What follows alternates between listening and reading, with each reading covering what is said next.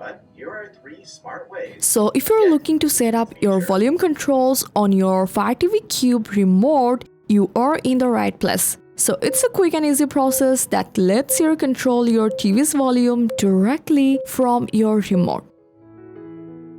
So start by opening settings on your Fire TV Cube, and then you have to go to equipment control.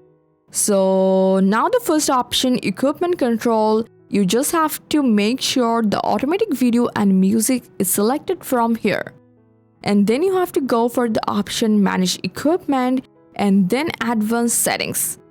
And then here go to volume and power buttons, which must be assigned to your Fire TV Cube remote. Now test your volume up, volume down and power buttons on your remote. They should control your TV directly.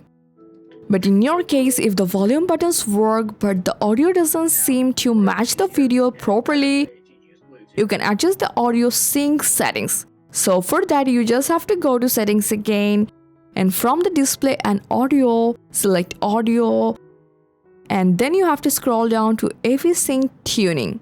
So here you will see a bouncing ball and here a ping sound. So here the goal is for the ping to happen exactly when the ball hits the marker on the screen.